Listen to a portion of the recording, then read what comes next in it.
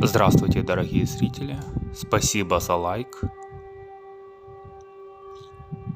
и спокойной ночи. 5 минут назад в Одессе объявлена воздушная тревога из-за пуска ракет с бомбардировщиков Ту-95 из пусковых рубежей в районе Каспия.